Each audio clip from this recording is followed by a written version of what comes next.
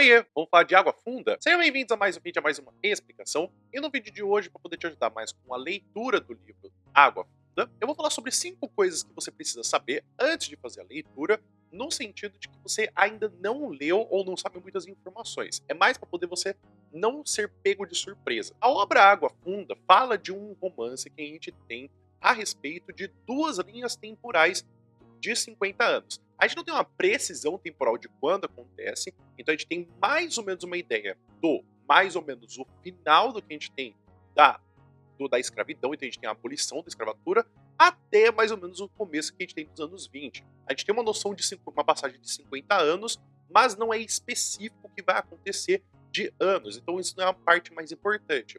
A gente vai ter que, sim, a gente vai ter muitas personagens e muita coisa acontecendo, mas aqui eu quero que você tenha uma noção, porque muitas pessoas podem começar a ler o livro achando que ele vai para um caminho, só que ele vai para outro, então aqui eu vou deixar algumas coisas para você poder saber antes de você poder começar a lidar com o livro, que não é difícil de ler, mas pode ser que algumas coisas te ajudem a entender melhor. A primeira coisa é que são 2 narrativas, então assim como eu havia falado para você, essa narrativa vai acontecer de uma passagem do que tem 50 anos do passado e os 50 anos do momento que o narrador está contando a história. A gente vai ter um foco muito grande, tanto na história do Joca com a Curiango no presente, e também o que acontece com a Sinhá Carolina nos 50 anos anteriores. A gente vai ter que essa passagem de tempo ela é explicada pelo narrador, só que o narrador ele vai contando com uma forma de um caos. Então, ele pega alguns pontos, ele faz você prestar atenção em algumas coisas, ele não dá todas as informações de uma vez só, e inclusive ele não sabe de todas as informações. Então a contagem da história, apesar de ela não ser 100% linear, ela faz um sentido de mais pra frente a gente saber de outras informações. A obra também tem o que se chama, especificamente do que eu acho que seria melhor de explicar isso, do que regionalismo, que é o que a gente chama de superrealismo.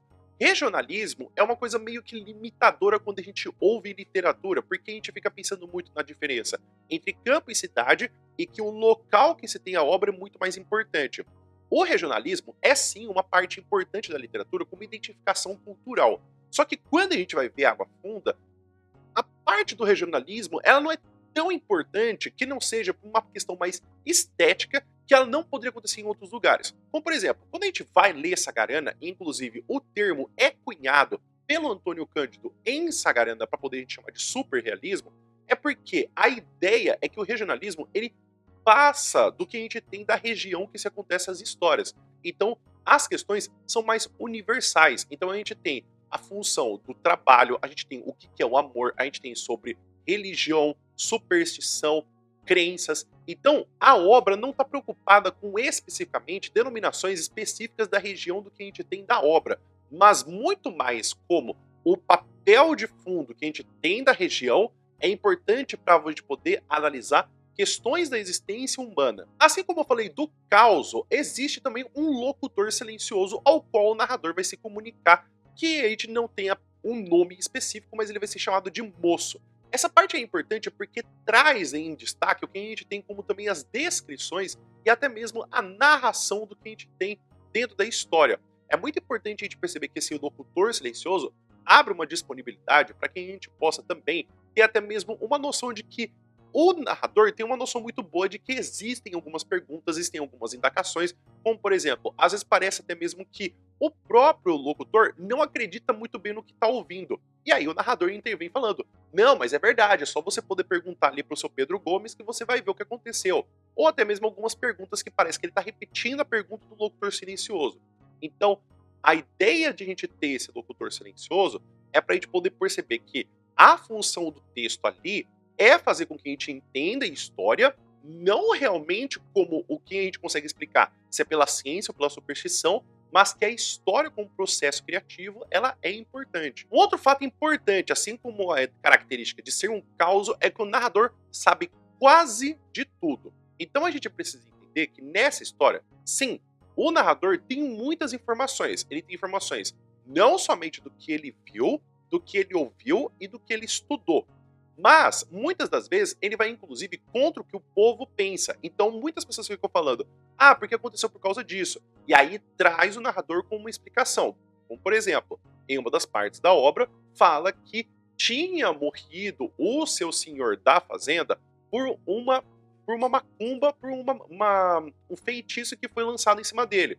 Só que o próprio narrador vai falar, isso é bobagem, o cavalo ele era muito fujão e muito medroso, ele viu um tronco, achou que era cobra e saiu em disparada e acabou falecendo o senhor. Então ele tem algumas explicações do que pode ter acontecido quando ele ouve as histórias. Mas mesmo assim, tem coisas que ele não consegue explicar. Então a gente não pode chamar ele realmente de um narrador onisciente, que ele tem conhecimento de tudo. Ele tem um vasto conhecimento, mas tem coisas que realmente ele, inclusive, não sabe. Como, por exemplo, uma das personagens chamada Choquinha, ele não sabe no momento da fala se ela ainda está viva ou se não está. São alguns pequenos detalhes, mas isso mostra que ele não é um narrador onisciente. Não acredito que seja um tipo de pergunta que possa cair para você, né?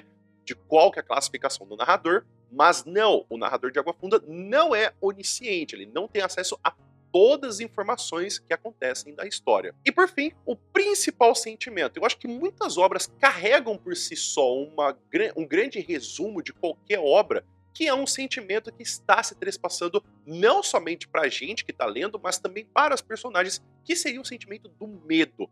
As personagens possuem medos variados, seja o medo de ou ficar sozinho, seja o medo de ou que não ser aceito, ou de ficar sem trabalho, ou de uma superstição que acontece. Então o medo é um sentimento geral do que vai acontecer. Tanto do que a gente vai ter deles acreditando nas suas superstições, quanto também da ciência sendo questionada em cima deles. Então você vai perceber que muitas das vezes as personagens vão lidar com o sentimento de medo, e aí a gente vai vendo como que elas vão combatendo e passando seus desafios a partir disso. Então é isso, pessoal. Espero que vocês tenham entendido, espero que vocês tenham gostado. Então fica aqui para vocês poderem entender sobre 5 coisas que eu acho interessante de você saber antes de ler a obra Água Funda. Eu não acho uma obra muito complicada de se entender, é uma obra que até você lê com um certo gosto, mas às vezes pode ser que não esteja muito direito, né, o que está acontecendo para você poder entender muito bem a obra. Inclusive, você tem alguma outra coisa que você acha que seria interessante de saber, você que já leu a obra, de saber sobre essa obra antes de começar a ler? Escreve aqui nos comentários, por gentileza. O vídeo vai ficando por aqui. Muito obrigado por todo mundo que ficou até aqui. Espero que você tenha um bom dia e te vê no próximo vídeo. Até mais!